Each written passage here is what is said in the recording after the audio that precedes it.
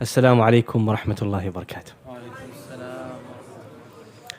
I'm very happy to see a young and charged audience today, and especially after Sheikh Abu Taymiyyah. Inshallah, you should all be awake and kicking. Not physically kicking, of course, only metaphorically. This is going to be an interactive workshop, so I expect your participation as much as my participation. I'll be asking you to put your hands up, to share your thoughts, share your ideas, your reflections, etc. So, without any further ado, we're going to start with a question to all of you.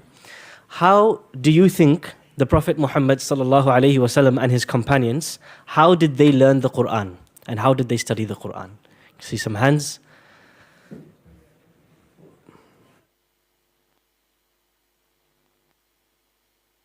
Bismillah, go ahead.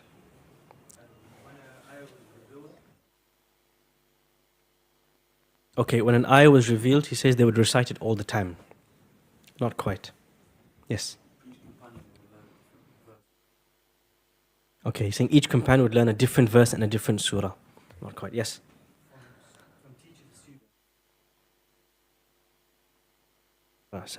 Beautiful. So there's one point Uncle's mentioning, that it was from teacher to student. There's a kind of chain, which is true. Correct. But there's more I want. Yes. Perfect. So he's saying they would learn 10 ayahs at a time. Anybody want to give me more detail? What would they do with those 10 ayahs? Would they recite them, memorize them? Yes. Okay. They'd act upon those ayahs. Yes? Okay, beautiful. The Prophet ﷺ would repeat the ayah and they would repeat it after him. So from what all of you have said, you've all come close to the essence I'm trying to get to. Abu Abdurrahman as-Sulami radiallahu anhu narrates in Musnad Imam Ahmad. He says, حَدَّثَنَا الَّذِينَ كَانُوا يُقْرِؤُونَنَا الْقُرْآنَ. Those who used to teach us Quran from the Prophet's companions, the senior companions of the Prophet, like Abdullah ibn Mas'ud and Uthman ibn Affan. How was the Prophet ﷺ's Quran school? How did it run? How was it organized? They would not pass by 10 verses, so they would teach 10 verses at a time. And every 10 verses they would teach, the Prophet ﷺ would teach the ilm, the knowledge associated with those 10 verses, and the amal, the actions associated with those 10 verses. Then they would move on to the next 10 verses. This is how the Prophet's companions would teach. This is how their madrasa ran. So it wasn't built on pure memorization with no meaning. It wasn't built on pure recitation with no reflection. It was slow pace, 10 verses at a time. And the Quran has thousands of verses, so they were not in a rush to complete. But every 10 verses they would learn what it meant and what they had to do about it, and then they would move to the next 10. Ammar, you had your hand up, sorry. Do you have anything to add to that?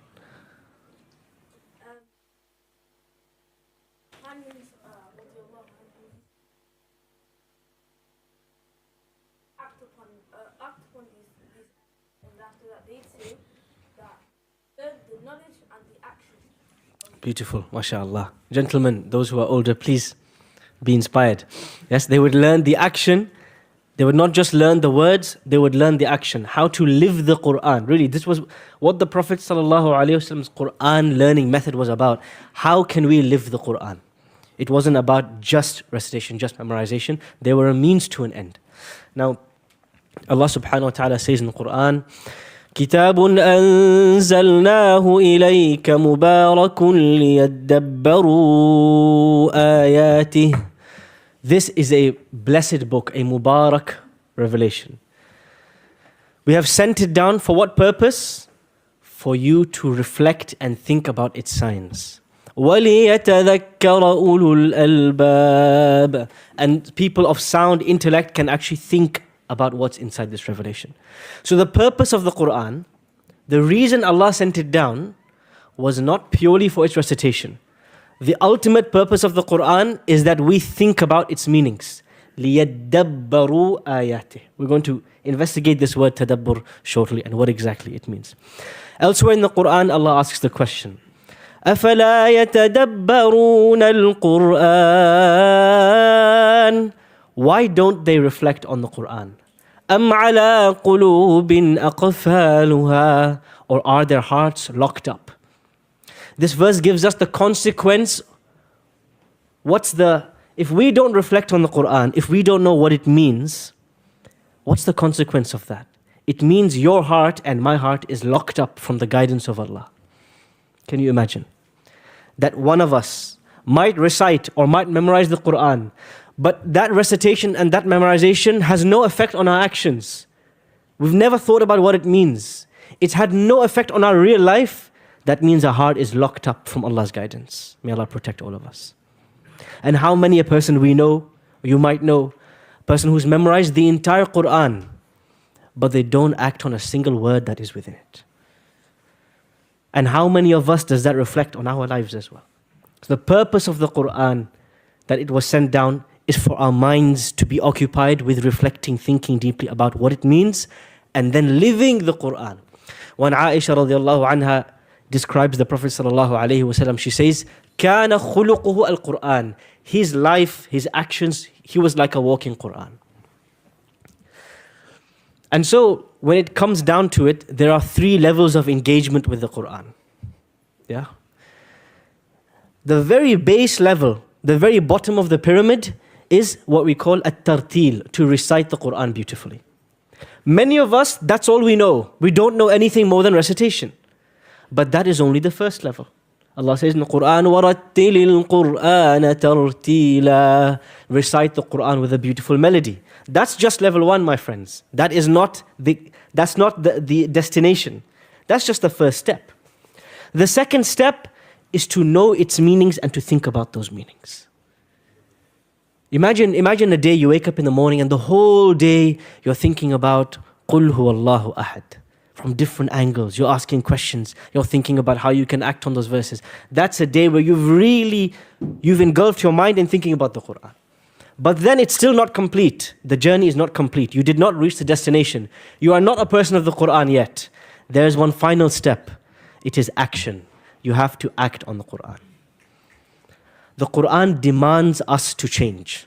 The Quran demands us to move. The Quran demands us to act. The Sahaba were practical people. The Quran was not just something they'd listen to in the car on their commute. It changed their life completely. Imagine Umar ibn Khattab radiallahu anhu. Right? Anybody know a funny story about Umar ibn Khattab before Islam? A story that he himself used to laugh. He used to laugh at himself over this story. Yes?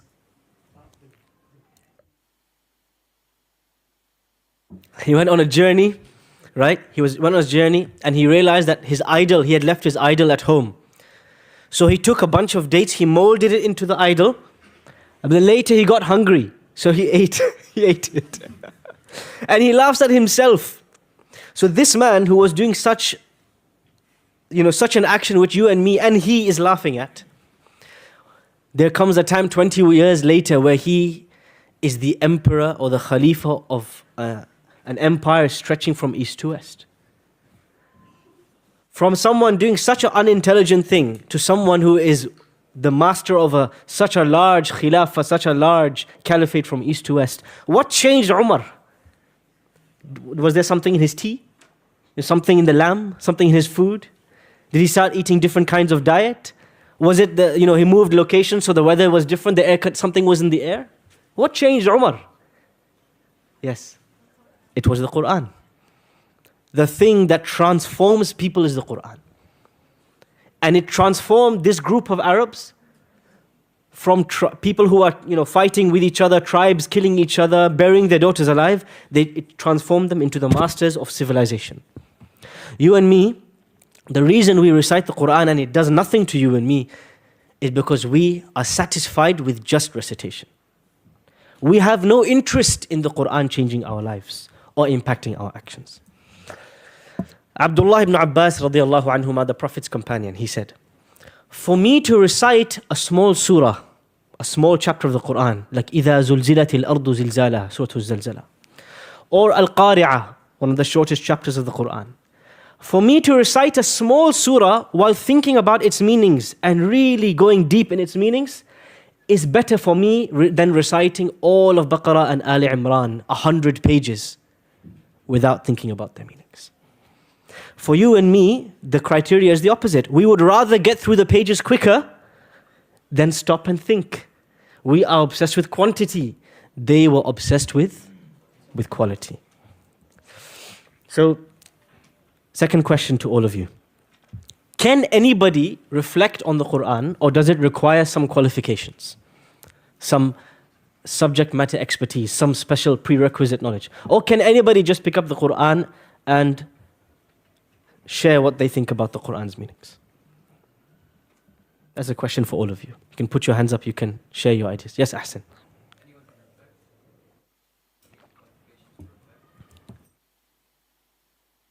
He's saying anyone can reflect, you don't need a qualification to reflect. Yes?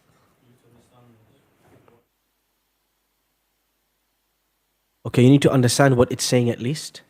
Yes?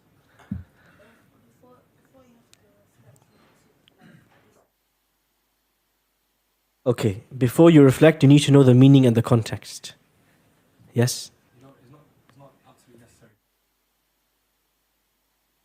Okay, it's not necessary, but to truly unlock the Quran, you need the Arabic language. Yes? So you need to read it with an open heart. Okay, you need to read it with an open heart. Beautiful. Yes? I think that anyone.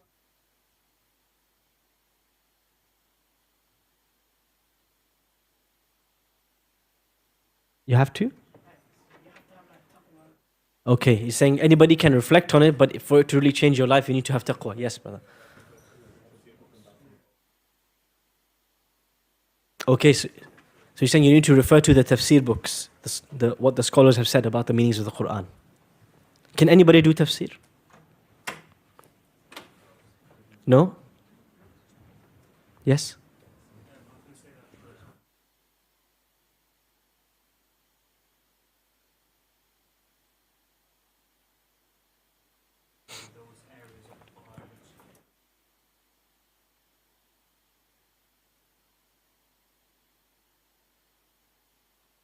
Okay.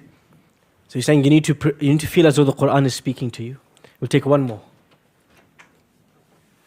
Yes.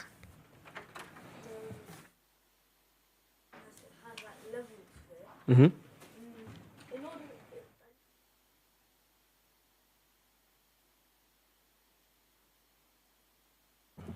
However,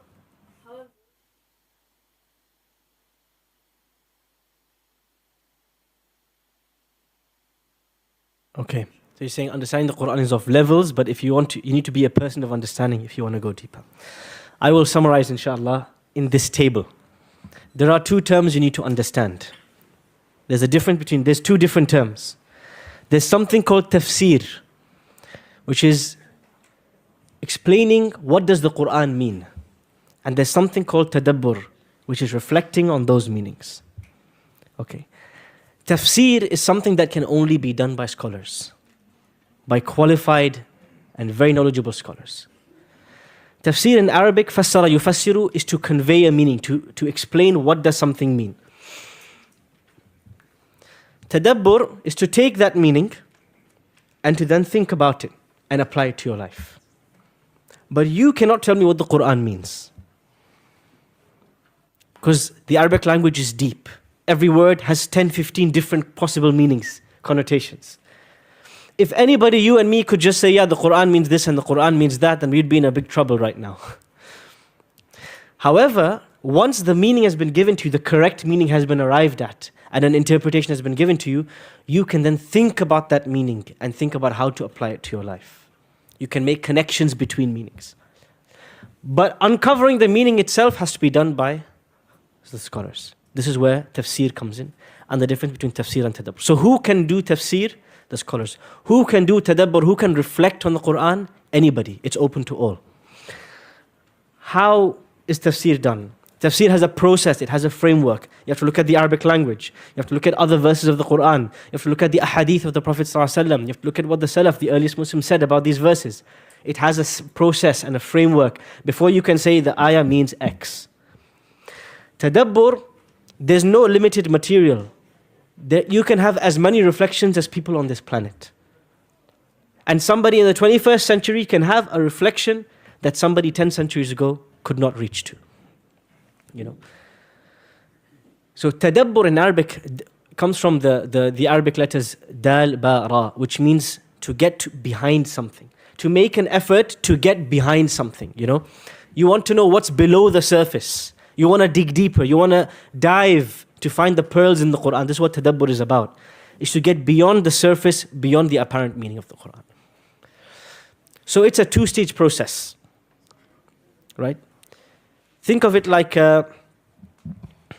let's say you are making, this is a very bad analogy, but it's just come to my mind right now. Let's say you're hungry for lunch, and you don't know what to do. You don't have the money to go and eat out. So what do? You go to the supermarket, you pick up a frozen pizza. And you put the pizza in the oven. But before you put it in the oven, you add some toppings of your own. Some olives, some pieces of chicken, some special sauces, and you put it in the oven. The pizza, the base of the pizza came already made, right? Because you and me, we don't know how to make dough, we don't know how to bake bread, we don't know how to do the whole thing. But we can add the toppings. Similarly, all the hard work to tell you what does this verse mean is done by the scholars of Tafsir. And then you and me, we have to think about, how do these verses connect? How do these verses apply to me? And we have to think about those verses.